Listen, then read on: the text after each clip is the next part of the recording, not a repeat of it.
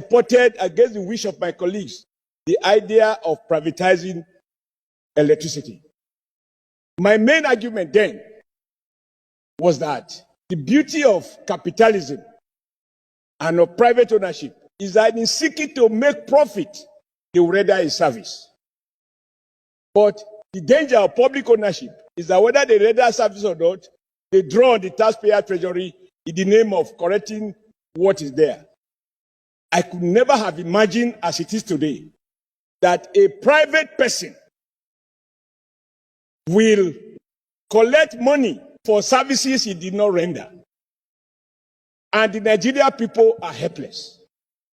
Even we here as privileged class have had to buy the transformer that I use here in the heart of Abuja.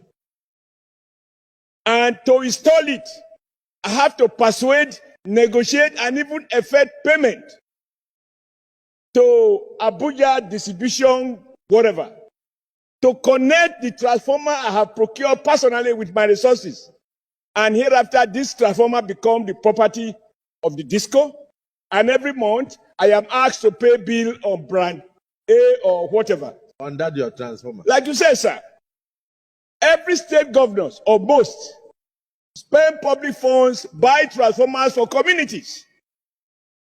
And then you still have to contribute money. Many of us, very soon, when we go back to the electorate, they are going to tell us that for 1 year, for 2 years, they've had no light. What is the problem? No transformer. And then they ask you a senator to go and buy the transformer. You look for the money, you buy the transformer. And then they say, NEPA says you have to pay for them to connect the transformer to their grid. If cables are 40, you buy the cable for them to install it. Even right now, I have requests from several communities asking me to buy the transformer and to get them connected. And yet, sir, the key element in distribution is transformer and cables, among others. So if these ones are now being procured by state government using public funds and individuals using their personal resources, what is the cost that these discos are incurring? Now, worse, the money they claim to have paid, because the logic of privatization was to inject private capital into these services. In truth, they went to borrow from Nigeria depository funds in various banks, thereby killing some of those banks who have now become the liability of AMCON, which itself is also a contradiction about the logic of free market. And what they have borrowed, Mr. President, since the privatization took place, what they have borrowed through CBN and other sources is 10 times more than the amount they claim to have paid to become owners of those discos. Lastly, sir, as things stand, discos own no more than 60%, quote, own. So it is arguable where the total money you have borrowed from public sources is more than your private capital, whether you can still claim to be privately owned. 40%, as we speak, still belong to the federal government. But sir, there are no governing councils. There is no governing board for these discos. So federal government owns 60% of a business and it has no say in the board of those companies. So there is no corporate governance. The one of Edo is owned by a pharmacist.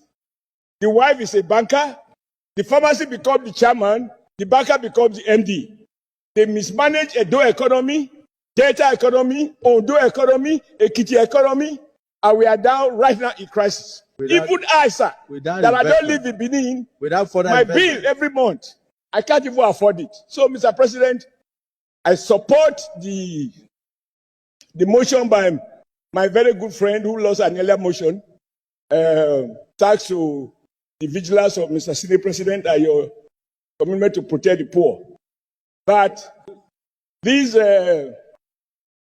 motion can benefit from a radical review, including the option of revoking the ill-conceived, ill-executed privatization and revisit it in line with the renewed agenda of Mr. President. that no one shall pay for services to a private Nigerian who did not render that service. We are going to a petrol station to buy fuel without a pump. And the person selling the fuel tells us this is the amount of liter I have injected. You are not means to verify it.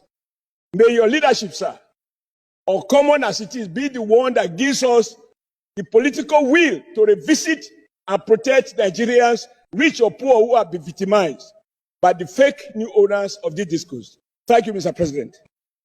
Well guided. In fact, I have to be very honest with you. The president's reform in this country will go to naught unless we take a critical look at what is going on.